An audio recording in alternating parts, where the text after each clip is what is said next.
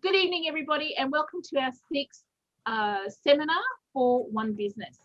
Uh, One Business is a face-to-face Indigenous business training program running across Queensland in 2021, but we're also meeting everybody online as well each week, most weeks, most Tuesday evenings throughout this year, delivering a whole range. Tonight's session is What is Your Money Story? So this is something that's quite new for us. We've started talking about it probably the last 12 months unofficially, but only this year have we introduced it as part of our slide decks.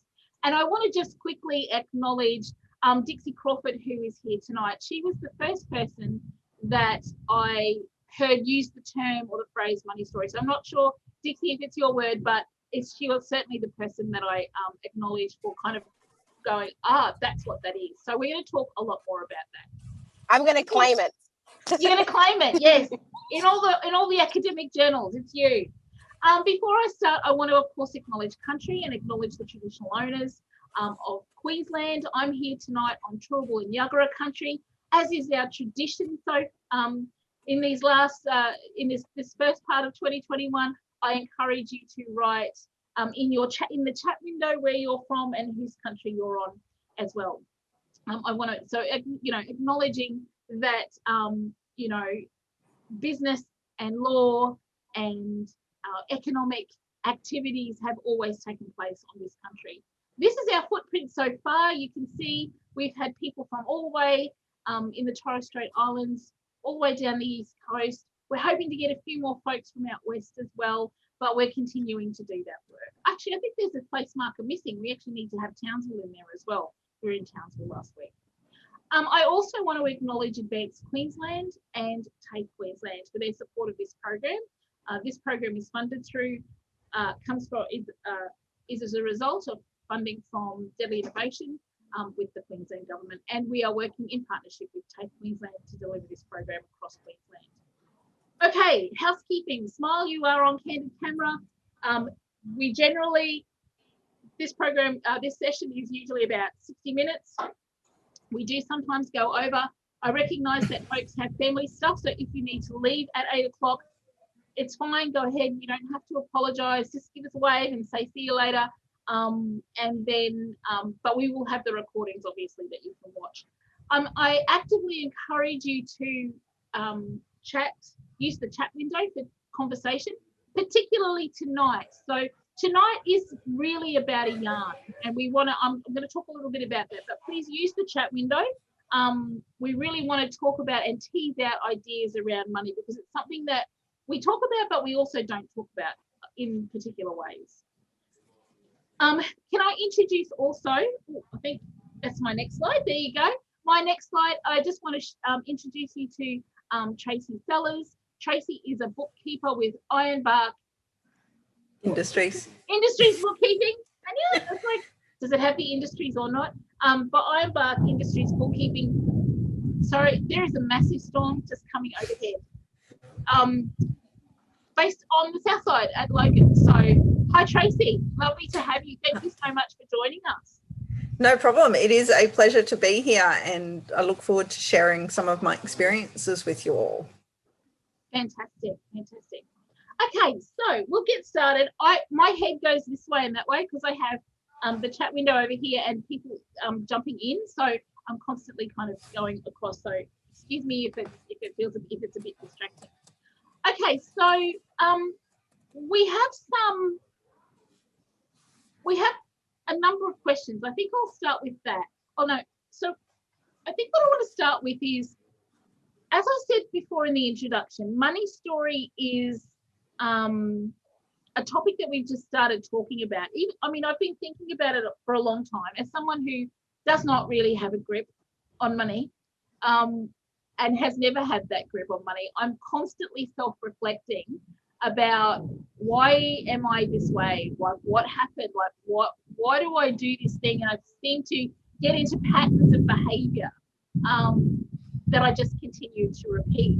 So in our money story sort of conversation, and we started it in Innisfail, so Emma led that conversation as part of her finance workshop, and Emma also will contribute to tonight as well.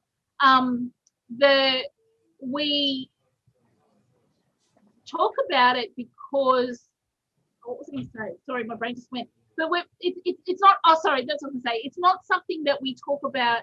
We don't have a lot of like activities. We don't have, okay, first you will, this is just a yarn. Can you hear that? Did you hear that? I did hear that. I've just been through it. I've just been through it, and it's pretty much a lot of noise and a bit of rain, and then it'll go. So I apologize. it's all good. I put myself on mute. There's massive crack of thunder.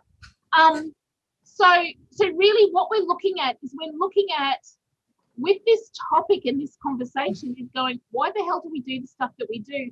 And how then does that impact on the way that we do business?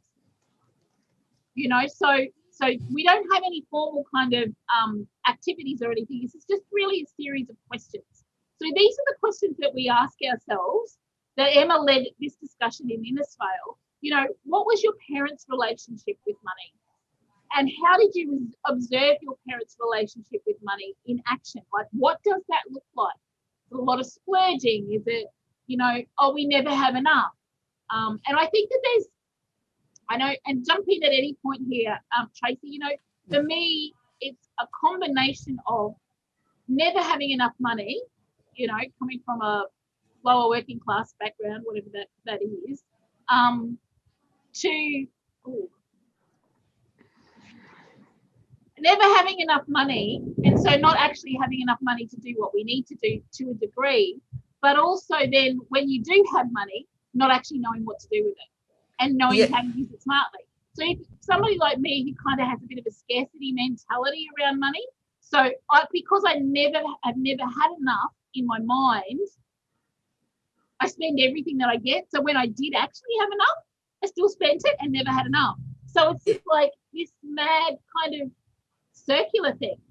Absolutely, like that, and that's really, really common too. And like I find that it is how we were brought up, what we saw as kids, with our parents and what their relationships were with money. Like you said, like my parents didn't have a lot of money.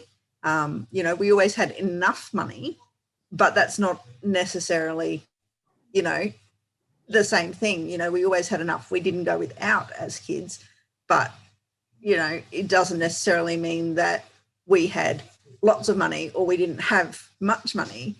It was just something that was never discussed. It was never spoken about to us as kids. Even when I was a teenager, it wasn't something that was really fully discussed with us.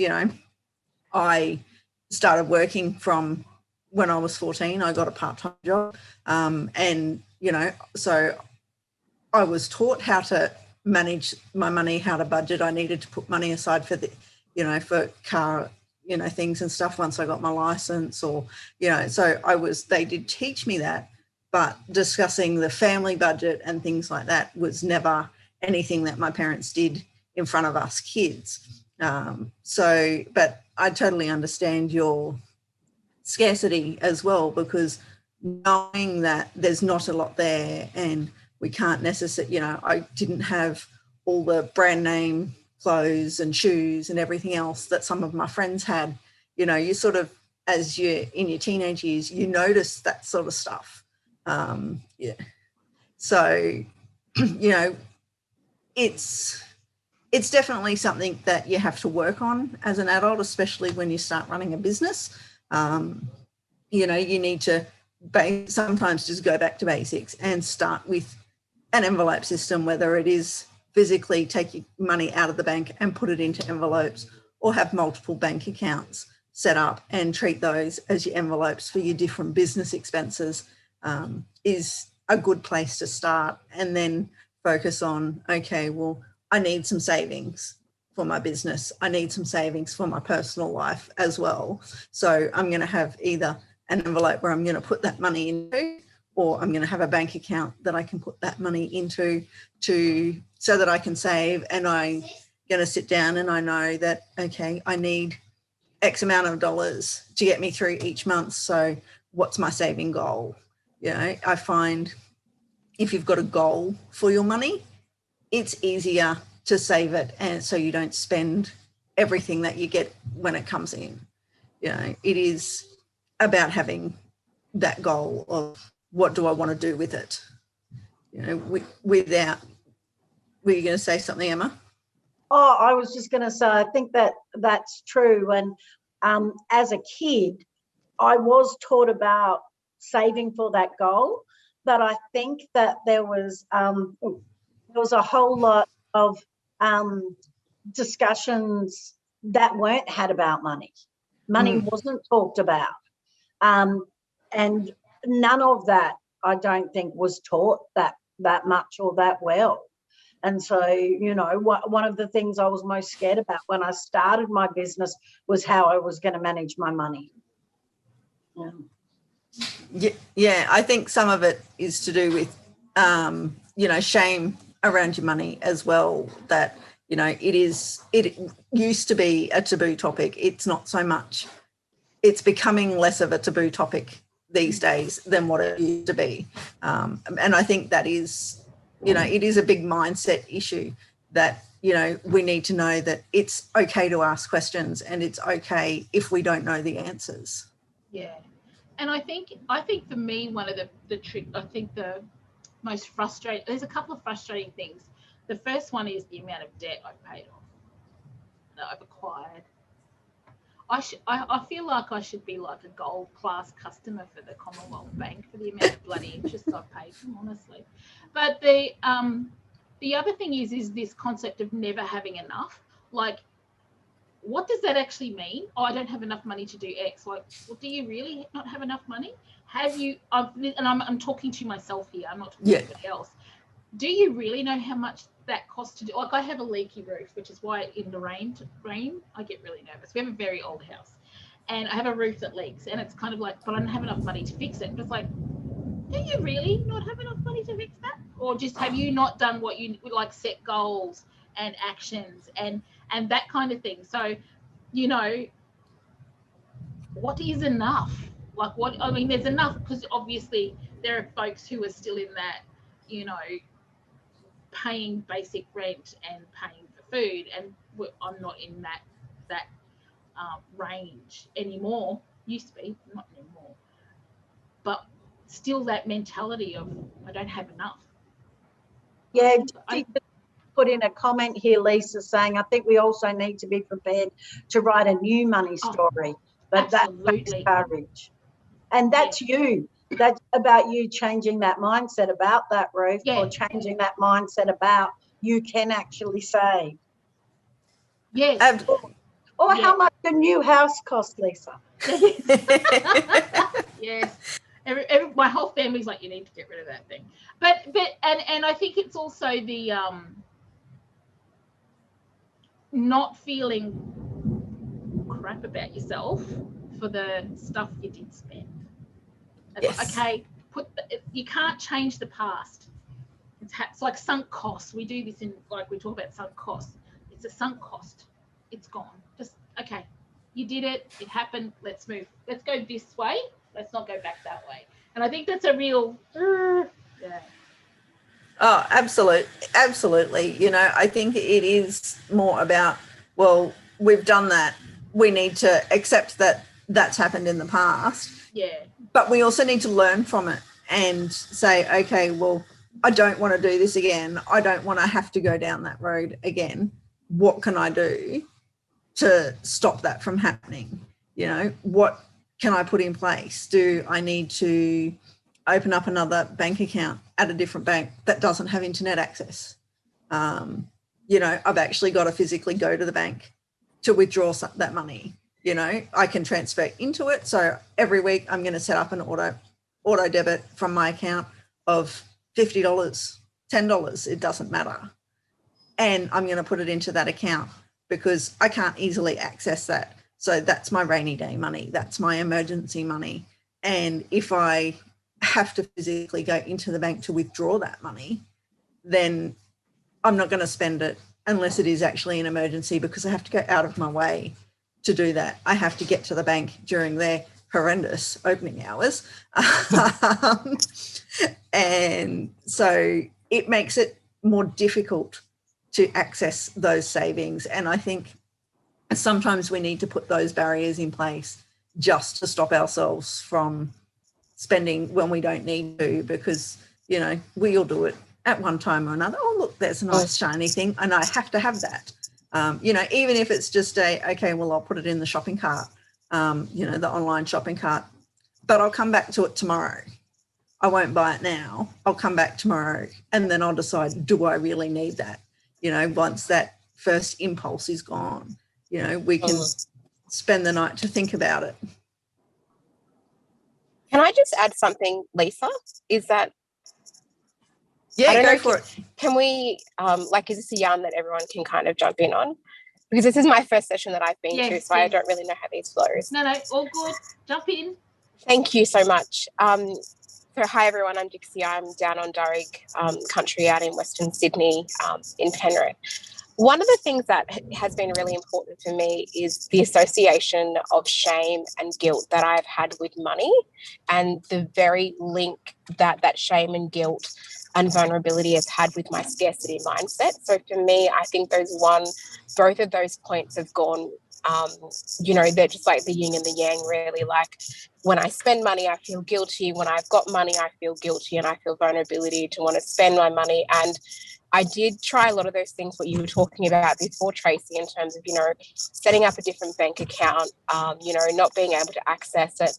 But the thing that I had with doing that is that when I did need to spend money, if I needed to go and access that money where I physically was going into ANZ and taking out the money, I also felt FUCK load of shame, right? Yeah. And for me with that, I didn't want to feel shameful about spending my money anymore, because I work my ass off every single day for the money that I earn. And I think when I look at the money stories that I have inherited from my family, you know, like, we always used to hear people saying things, you know, like, money is the root of all evil. Oh, they just want money because they're greedy, and bad, you know, money makes people do bad things. Well, bad people do bad things, right? Money didn't make somebody do that.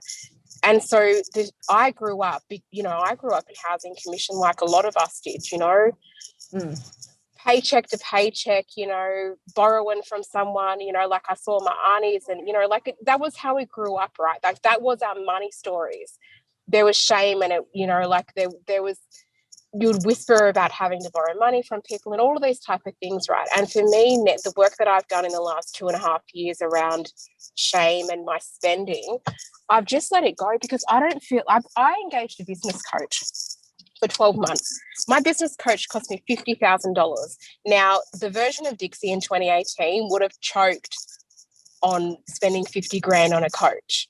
Like, I wouldn't have even thought about it, right? Whereas now, I know that the money's going to come back to me. It's an investment in myself and an investment in my business, because if I don't get my money story right in my life, there's no way I'm going to get it right in my business. And this year, for me, as a solo entrepreneur, I want to do $750,000. That's how much money I want to make. If I don't make $750,000, you know, like, I have to get my money story right everywhere, because how you do one thing is how you do everything. And so getting rid of that shame and that guilt and that vulnerability and the stigma that you've been exposed to and that you've now internalized is super important. That's all I got to say.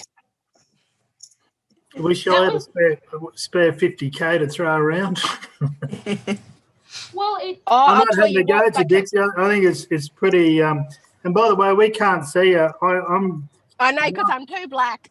Yeah, well, I thought you might have been in that other life, and you know, you're floating around out there. So I was going to get off. I was a bit worried, but I just got a theory, Leesa, with my study and my research I do, and I look at it. If I can just mention it for a minute, I look at our different paradigms for traditional Aboriginal people, egalitarian society, no money, those things of wealth. You know, we're all equal. We're all part of a community. We all had our roles. So if we look at our history, there wasn't money, and no one was better than anyone else. We all had a role to play, and we all relied on each other. The British or the Western society comes over, class society, wealth, ownership, power, muscle, So we're in a conflicted sort of, you know, we have these feelings, you're feeling guilt or shame about having money. Is that us, or is that what Western society is inflicting on us?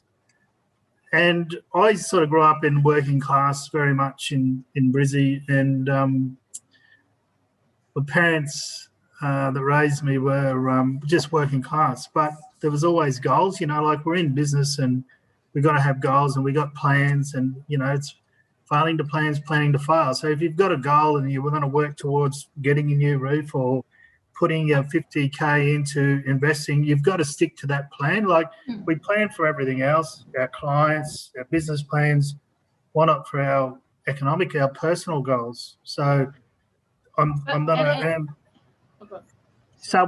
a mix of Western paradigm and traditional. So we've got the values and that of that, you know, Western society hasn't, and we've got all that history that, you know, some of them they wish they did have, but we've got to adapt to work in their place, to work in their society, I suppose, and that's how they operate. You know, you've got to spend money to make money.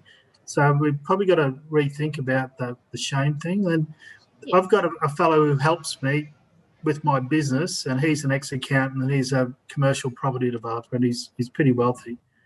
And he talks about he was an accountant for one of PwC or someone years ago, and they talk in millions of dollars if it rolls off the tongue, and I get these groups of people. And I said, mate, we as Aboriginal people, we're not exposed to that. We'd never heard of that. We don't listen to that. And he said, oh, well, I was brought up in working class Nudgee.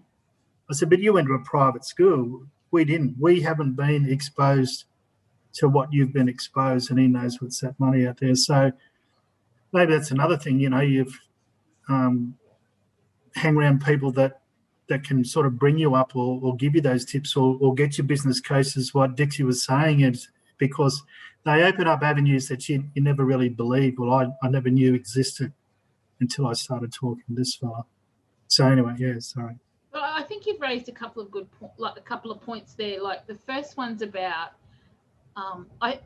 while we didn't have currency in traditional culture, there are certainly things that were valued and worth trading. There was trade routes and trading, so there wasn't currency in the way that we know it now. But there's certainly this is valuable to me, and I'm going to impart this to you in some respects. So there was always that trading aspect, I think. And it's just about. But I think for me, I think part of it is it's less for me. It's less about the Western versus as if there is a dichotomy, like there's a, you know, you're one or the other, Western versus Indigenous. But I think it's the influence of colonization and the trauma that led to. And then so it's about recovering from that trauma and then going, okay, this is what we have. And I'm going to, like Dixie's saying, you know, not going to be embarrassed, not going to be ashamed of, you know, for me, I think personally, I still wear that, well, can you really be black if you got money? Like, I think it's somewhere inside me. And it's logically, I know that it's ridiculous. And I want it. I want money and the things that money can give me, which is, you know, a nice house and the ability to look after my family. But I think that fundamentally inside, it's like, well, you're not really black. You're not really community if you have money. You're rich. And I think that's that's not the right thing to think, but I think it inside me. We've got to change the way we think. You know, like that's right, we live in the dominant culture, so we've got to, if we're going to compete with them, we have to do the same as them. And this is just my theory. And you know how we talk about the crabs in the bucket. You know, don't you get ahead? You fellas stay down with us and with the mob. And people are scared to promote themselves and get wealthy and get rich. Oh, you upmarket black fellow, or you this, you that. But and it's not right. I don't think. To change the way you're thinking, I think we said, well, no, brother, I'm trying to do better for my family. Give me a hand and I'll pull you up and you come with me. Is that the way we change the dialogue to say, well, we've been at the bottom too long. We need to get up on the top. And, you know, that's my study on leadership and how do we get – there's always a way. You've just got to know. Everyone's got the secrets, the keeper of knowledge, the white people, the dominant culprit. They're the keepers of the secrets. You just got to get up there and find out what they are and change them. Yeah. And we've got to think more highly of ourselves because society has kept us down. Do you think you're going to jump in? yeah, part of that is Dixie? talking, having the conversations, though. Without those conversations, either between your family or, another business owner that it's not going to change. We just need to start having those conversations because without them, we're not going to change the way that we're thinking and how we're feeling. So, yeah, I think you make some really good points. And like you said, you didn't know about that until you started speaking to somebody else. So it is about How long's this been going on? How long's this been going on? Oh, man, yeah, you're going to these big multinationals. You've got you need to go and sell it and charge them this. I said, I can't do that. No, well, that's what they do. So, yeah. Emma has a story around the way that we relate to money and the way we relate to, I guess, stuff. Emma. Which one? I think the Easter egg story. Oh, yeah. So I think that Leesa's talked a bit about the spending mentality, but I'm the exact opposite. My sister is that, and I'm the opposite. So, which kind of leads a little bit into Dixie's stuff, but I'm a keeper. And when we started having these conversations, I was thinking about you'd make your little baskets out of the milk cartons for Easter. You get them a little carton, and we'd get our Easter eggs, and it'd be so exciting. We'd have, 3 or 4. We didn't, it wasn't like we got a big basket. It was a little thing. And my sister would eat all of hers straight away, just like gone. I would have one, and then I'd hide the others away, like hide them away. And then my sister would spend days trying to find my Easter eggs, and then she'd eat mine. But I think when I'm thinking about that sort of things, I've actually and it may come back to possibly missing out on stuff at school because we never had enough money for me to do it. And I never had enough money to do some of the stuff I wanted to do. So I'm kind of a hoarder, but now in my business, that really impacts me negatively because I haven't spent $30,000 on marketing for the last 2 years like I should have, just like Dixie was saying. Sometimes it then impacts your thinking about money, and you feel guilty as well about spending it. And you don't spend money in your business on the stuff you need to spend it on, and make those smart, calculated moves, And I think that's a mindset about, I think Terry and Dixie both said it before, spending money, you need to spend money to make money. And we don't have that mindset either. I was trying to think when everyone was talking before about how, compared to, I did law at UQ, and there were 1 or 2 of us that had jobs. I had a full-time job while I was studying, but no one else there did, And I was trying to think of how many of those people actually manage their allowances and things like that all the way through as kids, and manage their money and spent money and learnt some of these things because there was more money in the family than the opportunities that we were given as kids, and thinking about how that can impact on you as well.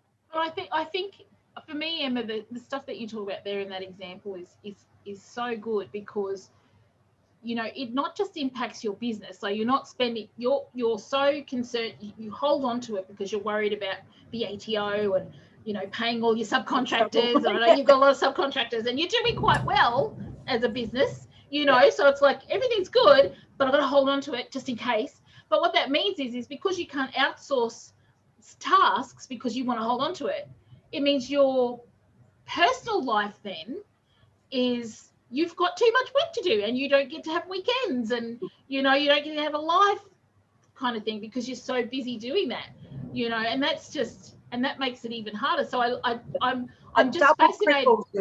Cripples you again. Absolutely. So it's that thing of my business. My business can't grow because I can't build capacity beyond myself.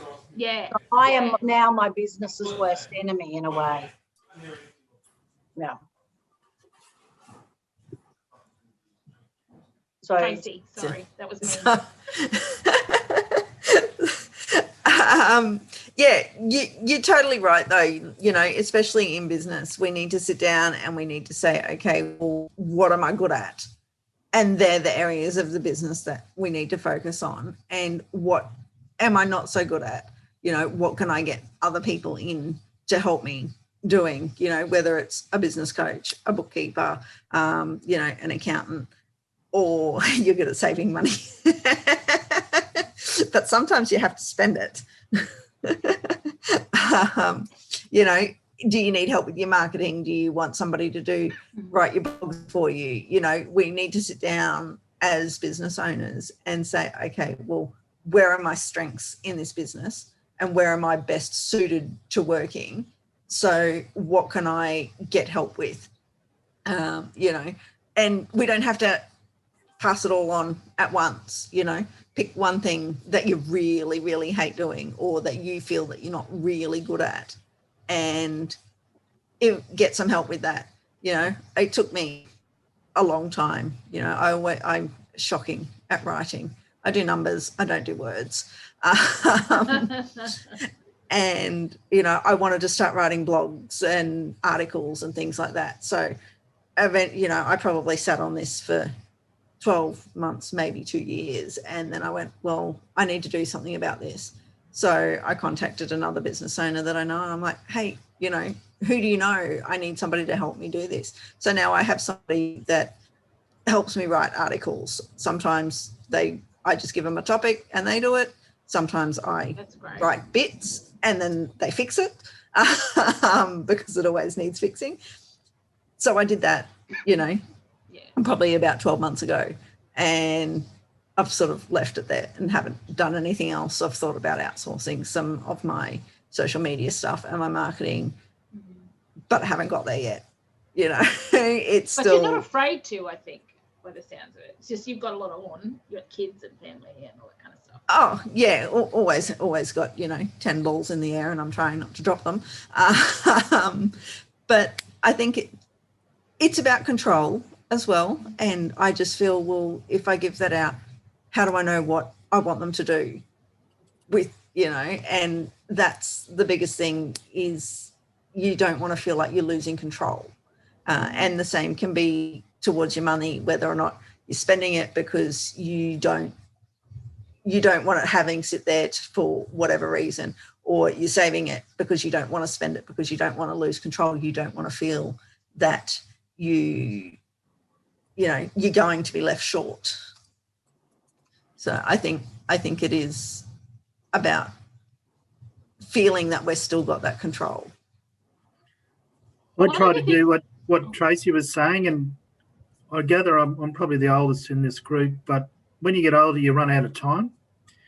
So, and it's not good to do things you're not good at. Like I wasn't good at doing marketing or blogging, and so I spoke to Claudine about helping me out on that. So you pay a specialist to do it. He'll do it twice as fast, gives you more time to do the priorities you want to do, and you don't get frustrated doing things you're not good at. So that's sort of what I try and justify spending to get better outcomes. They're the experts. They know exactly where you've got to do. Instead of you trying a bit of trial and error here and trial and error there, next thing you've lost a day there, or you lost a day here, and you could have been with your family, or you could have been working on your business, and you've still got nowhere. So I just call in an expert. Can you do this for me, please? This is the best way to do it. And they've probably got the latest information, especially when it comes to technology.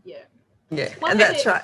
Oh, go on. One of the interesting things we've had in our workshops over the years is there's quite a few people who, and I think I'm probably in this category, though I would argue it's more disorganisation than anything else, but there's embarrassment about issuing invoices. It's like this feeling of, is that too much? should I, is it too much? But maybe there's even agreed price. You've agreed on the price, you've done the job, and you're like, I give you for this much. You know, and then are they going to haggle? Are they going to find that it's, you know, is it going to be conflict? As a chronic conflict avoider, which is not great. I was reading the other day that one of the most top traits of an ineffective leader is conflict avoidance, and I'm a conflict avoider. Thank you very much. So yeah, try to avoid conflict, so you just don't send the invoice. And it's like, that's not really healthy for your business. So it's not, but lots of businesses are like that. You know, Yeah. I've dealt with businesses in the past, and it's taken them, you know, a month or 6 weeks to send me an invoice. I'm like, come on, you know, and I've chased them. I'm like, hurry up, I want to pay. I don't want to forget that I owe you money. Yeah. You know, you've done this job for me. Send me your invoice, you know, or tell me when you're going to send it.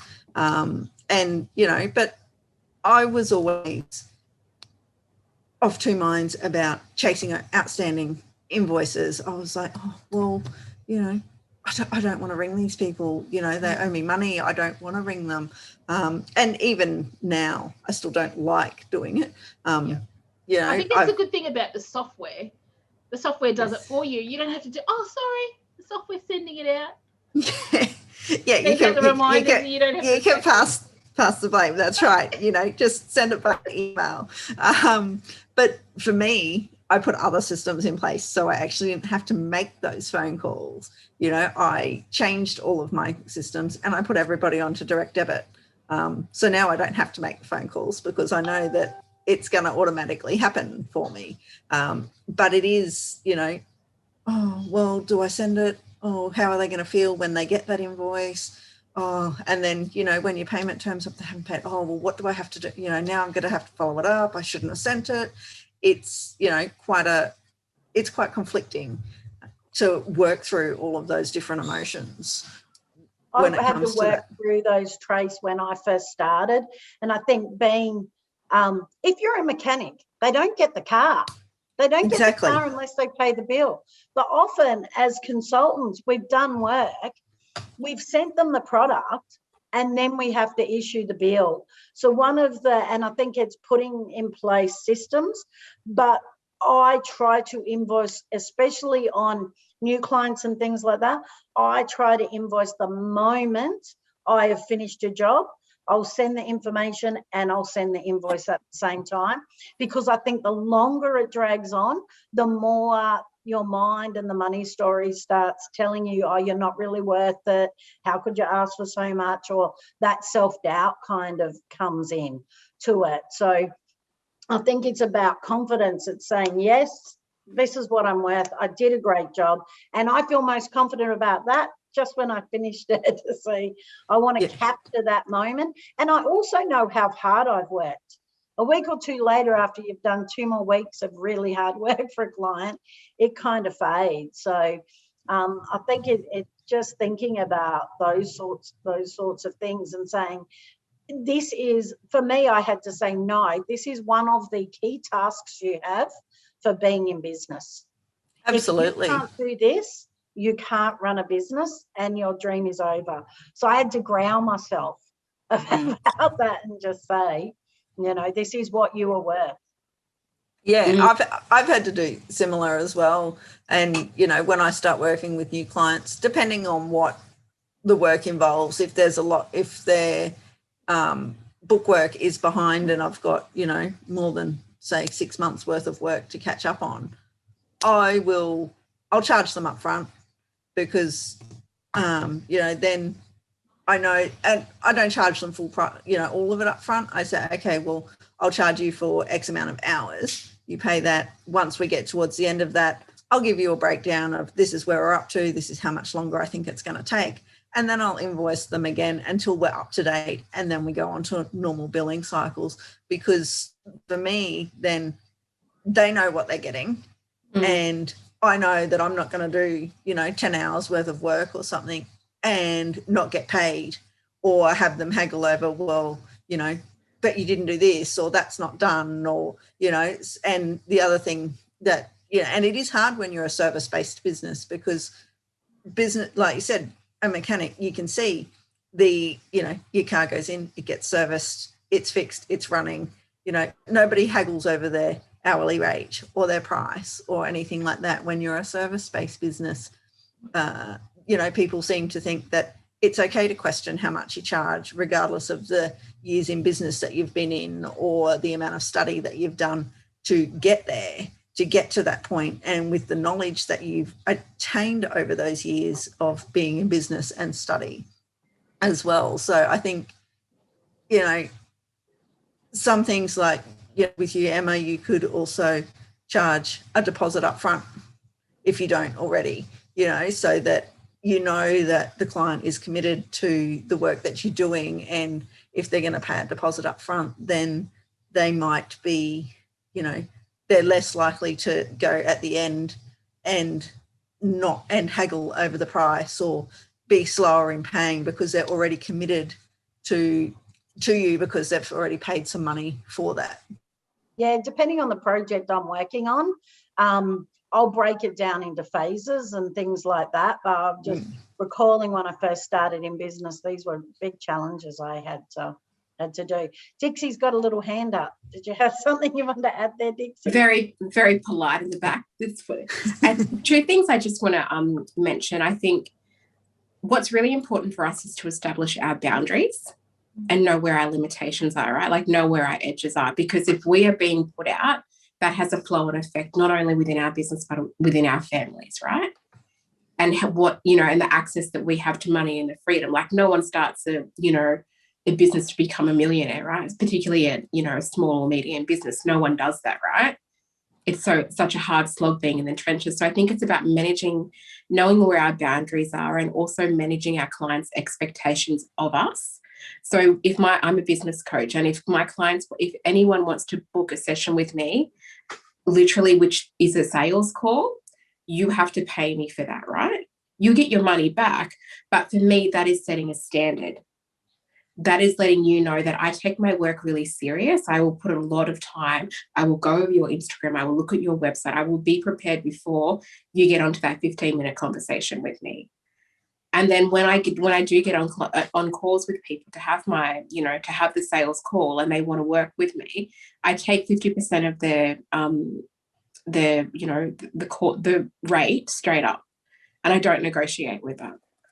Those are my terms. And if you're not prepared to work with, if you're not prepared to do that, then you're not my client. And I think when we have that scarcity mindset, we think that, God, if I don't work with this person, no one's going to want to come and work with me again, right? And I've got to take this. But the point of it is, right, if we continue to take scraps, I'm never going to have the roast, right? If I keep taking the scraps that people think I'm worth, then I'm never going to actually get what I am worth. And I am the person that defines that. So to work with me over 12 months, it's $30,000. And I scale your business. I help you scale your business. And I have no problem charging $30,000 to work with me, because I know I am worth every single cent, and you are going to get a return on that investment. The same when I invested in that business coach, I made that money back really quickly. So I think unless we put those boundaries in place, and we manage people's expectations of us, but we also manage our expectations of others, until we start doing that really effectively, we are going to be at the bottom of the food chain in business. Yeah, and it's about knowing that you don't have to accept every customer as a client. You know, you can say no. You don't have to work with every person that knocks on your door. You, as a business owner, have that choice and can say, no, we're not a good fit. You know, maybe pass on some recommendations to some other businesses that may be a better fit, but you don't have to accept everybody. And it is hard because it's money that you're not getting into the business. But by saying no, it means that you're leaving that space available for your ideal client, the person who is the best fit for your business. Exactly. And if your energy is focused on the low-hanging fruit, the fruit that's rotting on the ground that doesn't even want to give you a little bit of its skin, you're never going to get there, right? You're not going to have your dream client, the client that you are so proud of working with, and you're going to get fantastic results with. It's going to be such a joyful experience. You're never going to get that client if you are just saying yes to the people that you hold a resentment towards, which you completely dislike, which suck you of all your energy, do you know what I mean? Like it's a drag working with some clients. But until you start saying no to those people, you're not going to get the opportunity to say yes to working with the ones that you truly want to work with. That's right. And it's about knowing who your ideal client is. You know, you need to sit down with your current client list or past clients if you don't have recurring clients. Sit down and go through, okay, well, these are the things that I liked about working with these particular clients. So these are the types of areas that I want to market towards, and these are the clients that I'm going to target, and I'm only going to say yes to these particular types of people or these particular types of businesses because they're my people. I think that it's particularly powerful, and it's a particularly powerful time in your business, that moment where you do realise you can say no. I think that for me was a real turning point where I was like, hey, I actually feel like I'm in business now. And it took me a while to be in business, to get there. And I was, yes, you know, there are a number of factors at play, but I had a moment when, wait a minute, I don't need to write a proposal, a massive proposal in less than 5 hours to deliver something that I'm not going to enjoy. You know, I have enough money in the bank to not have to do that. But the other thing that gave you power, so this is a story that Emma's told in other workshops, so I know this story. But the thing that's actually really valuable in that story is the next part where you say, but I only knew that I didn't need the work because I had tracked my taxable income, and I knew that if I was going to take that job and get that job, it was going to take me over the threshold, and it, you know, and so it's that practical stuff about, so one, there's that how we feel about money, how do we relate to it, what are our emotions around it, but then there's the practical stuff about actually knowing how to manage it. So it's tracking what your personal income is so that you know, well, actually, if I take this gig, it's you know, a month out, 2 weeks out from the end of financial year, it'll put me in another tax bracket. There's no point in me taking this job. You know, that's a really powerful, being able to go, yeah, no, I don't need it. That's awesome. And I think that, and because you're so good at managing that, you were able to go, yeah, no, I'd rather be doing, you know, kayaking in a national park, which is Emma's favorite hobby. But so it's one, the emotional bit, but it's also that having the skills and the knowledge to actually, you know, make decisions and keep track of what you're earning. And then I think part of what Terry was talking about earlier for me is those, so there's the sort of nitty gritty kind of, this is an ABN, this is GST, blah, blah, blah. Then there's the, okay, this is how we use money to make more money.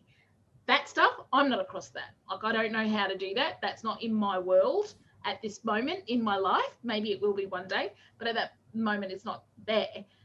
But that's something that comes with experience. And I think it's really important that we have these conversations so that we can share, hey, did you know you could do X? Go and talk to your accountant. Well, go and talk to your accountant anyway, but yeah. Hello, Leanne. Thank you for joining us last minute. I think that sorry, just to follow on from that, Leesa, I think one of the things as well often is when you're in that scarcity mentality, you do end up with those low-hanging fruit, unfortunately. That is what happens. And so, you know, there was a while there for me when I just started my business and I was in that scarcity mentality and I was like, holy crap, the clients I'm getting were as crap as my old boss. Like, He's the reason why you left and started your own business. You know, I went from one bad situation to another.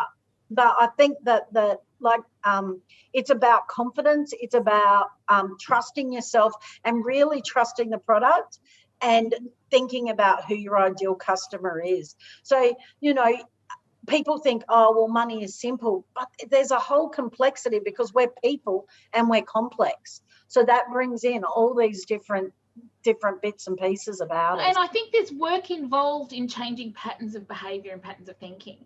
Like, yes, we can go, oh, like for me, I have patterns of thinking that I'm 52 years old this year and I'm still trying to change some of those negative patterns.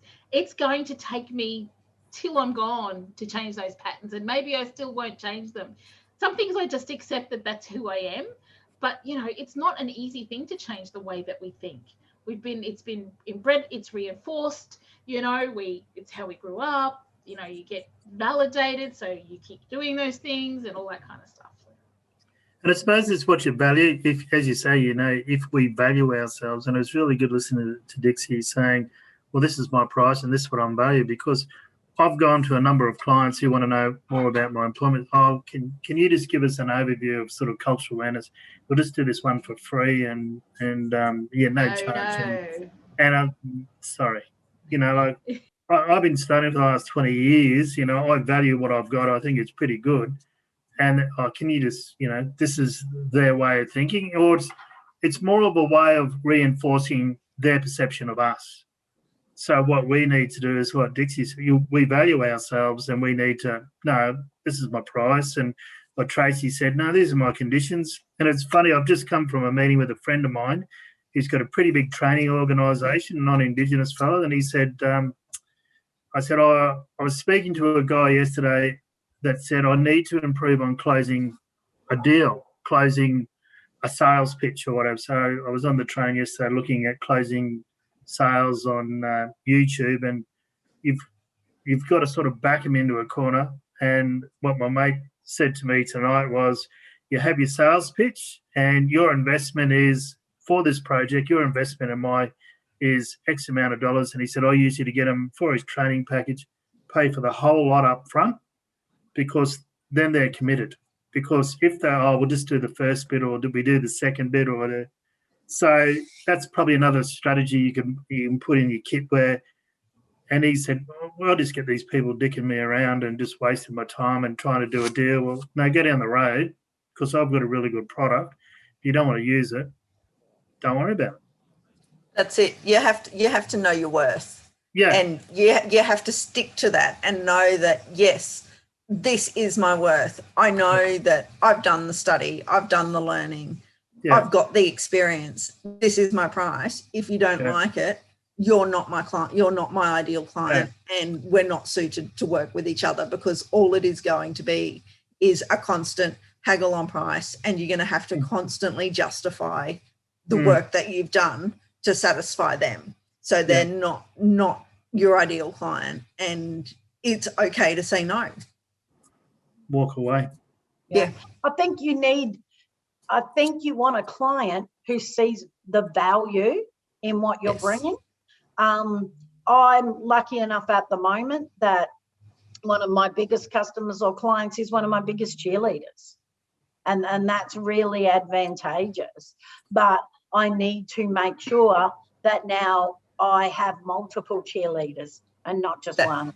That's it. You can't also put all of your eggs in the one basket. You know, it's great having, you know, that main client where you know that you've got that income, but it's not necessarily guaranteed. What's your backup plan if they decide to go to somebody else, or if they want to cut your involvement in half and then you're going to lose income? You know, it's happened to me over the years. You know, I've given up clients that were worth half of my monthly income because I just went, well, I don't agree with what you're doing and I don't agree with your values. It's not worth the money to me to do that, to sacrifice those things. And it took time for me to recover that cost. It took me probably about 12 months to recover that. But what I learned was, don't rely on that one sole, you know, big chunk of money. You know, have other things, even if they're not large chunks, have other things that you know that you've got coming in, so that if something does happen to that one main client, you do have, you know, you've got a backup plan as such. You've got other offerings in the pipeline or other marketing avenues that you can investigate, so that so that you're not left short for an extended period of time.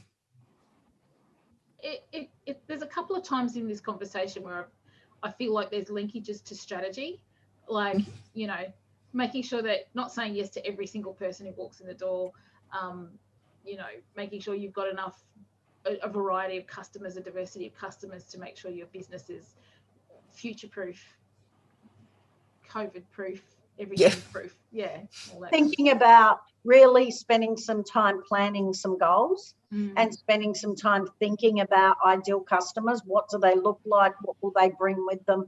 What attitudes will they have? And one that I hadn't thought of before, how will they treat you? Yeah. Yes, that's a good one. You know, I think Well, it's knowing the market, isn't it? And what other Aboriginal people are delivering the same service. Is yours unique? And are you going to a market where there's other people operating? I've sort of, and this is where this pretty wealthy friend of mine, I said, I've got this target market. And he said, no, you won't go to those top 5 in those industries. We'll go to the ones further down who haven't got your capability, and we'll sell it to them. Yeah. So I think it's also, Terry, realising that you're not restricted just to selling Aboriginal products. Your product can go to anyone. Leesa and I ran a training course, and we were talking to someone, and they're like, oh, I didn't know that there were that many Aboriginal businesses out at Gundawindi. And we're like, oh, no, we're just running small business training course. You know, they were actually just as qualified to deliver it to mainstream small businesses as everyone else. The concepts are the same. So you may find that you have a wider range of products if you start thinking outside that box as well. And the area I work in, it covers the whole diversity spectrum. Yeah. It's probably not exactly what you're saying, but the strategies that I use is sort of transferable or adaptable. So maybe that might increase by my target area or might decrease it. I don't know. Yeah. But yeah. So a massive lightning strike in the back of your head, Emma. But there is that perception, though, isn't there, that you Aboriginal people, you don't just, you only do Aboriginal work. And we need to break away from that. We need to say, like, I didn't get an Aboriginal law degree from the University of Queensland. I actually got a law degree just alongside everybody else, and I worked as hard as everyone else, and I passed the same exams as them. So I don't want to pigeonhole myself just to one sector, and we shouldn't have to. Yeah. Dixie. Do you guys have, just one of the things that I want to share, scorecards in your business or like trackers about the revenue that the income that you have, and has anyone ever used a scorecard? No. It all depends on the content of it, Dixie. So for I've me, used dashboards and I use dashboards and for different things, how you can track your progress, but probably not exactly on finances. Yeah, I just do mine on Excel. I mean, I probably should just buy software or something like that. But like for me, I have revenue targets every month that I set for myself. And then I put like, I might just show this to you. How you change it? How do you turn this thing around? Oh, there. Do you got to give a good close up of me? Hey, look at my brows. I love my brows, are you fuzz? So I just have like a little card like this, and it just kind of like, like these are all my products that I have on this side. And I've got all those, and that like is my revenue target and all that for the month there, that I just kind of put the numbers down of what I've earned and how that is linking to my but for me, that is open every single day on my computer, every single day that I work, because it just gives me a bit more clarity. So I have more structure. Like I have 10-minute phone calls. Anyone that rings me that is not a paying customer gets cut off at 9:58. All my mob and my family and my friends know that they're done. Unless they're paying me for my time, they're out. Bring me after 7 o'clock. But I just find that really helpful in terms of like when you're setting yourself goals and you know what you are moving the needle towards every single day. Because I actually the other thing that I do is that I only work on 3 priorities, because Terry just said to me, I'll just have a check out your website. I said, I haven't updated my website in 3 years. It's not a priority for me. But if I was procrastinating, and I would probably sit there and write the copy for it and maybe go get some branding photos done, but it's not a priority for me. Yeah. That website is probably going to be like that for the next 10 years. Hopefully, I just want to see what you do. I don't know. I'm a business coach. That's what I do now. No one will ever find any content online other than my Instagram about that. But I just wanted to share my that tracker that I have. It just makes it a lot clearer for me every single minute of every single day that I have where I'm working on, like where I'm working in my business, that I am working in the business to generate more opportunities, more revenue within my business.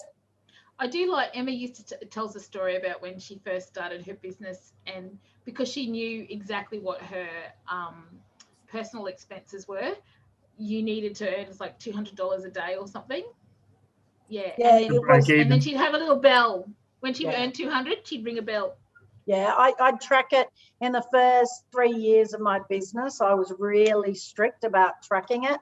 I needed $300 a day, 4 days a week working in my business, 2 days a week on my business. And every time I met that, rather than putting myself under pressure, I'd actually celebrate, you know. Mhm. Daggy old bell. We had this bell in a house I lived in, which was the Drunken Street courtyard, you know, happy hour bell sort of thing. But it made me really happy just to think about that and go, yeah, I've hit that goal. I've hit that target, and just be thankful of that, and just tracking where I was every single time against that. Okay, folks, I'm really conscious that, you know, I don't want to go too much longer. Just as a quick summary, you know, invite you to consider some of these questions and how you relate to money and how you relate to other aspects of your life. I think Dixie's point, however you are in one area, probably is making it in one area of your life. Me and exercise, at my exercise strategy, my money strategy seem to be very, very connected at the moment. You know, and I really need some improvement and some structure. But you know, so I'm happy to send out some of these questions to folks, just to give you an opportunity to work through some of them. And I think that one of the things that Emma and I in our training are really committed to is continuing these conversations, because until we get our brains and our critical mass of people really understanding how we are about these things, you know, that's the thing that is going to make us, you know, help to make us successful businesses and have more successful businesses. So just quick. I think this one's really challenging because it's about behaviours. Yes. And you can't change behaviours if you're not even aware of them yet. So, yes. You know, Leesa and I have probably been watching each other for the last 18 months and are now pretty aware of the things that we do and unpacking why we do them. But for some people, some of this stuff is still really new. And we know from, you know, smoking, you know, like all kinds of health messages, don't smoke, doesn't work. Don't spend, doesn't work either. You know, we've actually got to do a lot more work in that area. So just quickly, I think I'm going to, if you haven't yet joined our alumni group, I invite you to join the Indigenous Business Queensland alumni group. I know Dixie's down south. We'll let you in, Dixie. If you'd like to join, please leave us some feedback. I put the link in the chat window for you. Feedback is really important. If you have any suggestions around other topics, please let us know. Just what's coming up, Townsville, we obviously launched Townsville a couple of weeks ago. I'm very excited. Lots of great conversations around finance and money there last week in Townsville. Our next delivery is the Futures module in mid-March, and then a month later we have the first of our One Business Indigenous Business Expos. If you know anybody who would like to register for One Business, please invite them along. That's the link. Are you getting our emails? So just start making sure people are getting our emails. It should come from hello@onebusiness.net, not .net.au. Some folks are not getting them, so just let me know if you aren't getting them. And then finally, next week we have Brendan and Mick. So both Brendan and Mick come from the construction trade sector, and they're going to be talking about knowing your costs. So this is going really deep diving into indirect and direct costs within your business. And I think that both of those fellows have a really strong understanding of the concept of sharpening your pencil within the construction industry, constantly being forced down to, you know, decrease their quotes. It's like, I need you to save money, and problematic, incredibly problematic. So I hope you can join us next week. I think that's the last slide. As is our tradition. Sorry, Leesa, I was just going to add the 2 weeks following that, we're going to be joined by the Deadly Digits crew. So Deadly Digits is a Reckon product. It's a new initiative of Advanced Queensland. And they're going to be showing us a little bit about what they do, but also just talking about money, about cash flow and everything. So that'll be great as well to see. And then the week after that is Emma talking about how to get paid on time, navigating institutional silos. Yes. So you joining me? and Emma's very good at, you know, like, so while she may be a lawyer, she's the person who goes, because the lawyers go, if you don't get paid, come and see me and we'll send them a letter. Like, yeah, no, there's about 7 other things you can do before you hit that point to enable you to get paid. That's it. Thank you all so much. Hang around if you like. I'll hang around here. If not, thanks Felicity for that contact. We can, I'm sure we'll. Okay. I'll get in contact with us. Thank you so much, Dixie, for popping in. That was really good. Yeah, again, I acknowledge you for the money story phrase, concept. And 1 week we just went, oh my God, that's so it. You know, you get those moments when you go, oh, that's what I've been talking about half my life. Yeah, so I acknowledge you for that, Dixie. Yeah. And bye. Thanks, Terry. See you next Bye, week. Terry. Bye. Thanks, Felicity. See ya. Stay cool.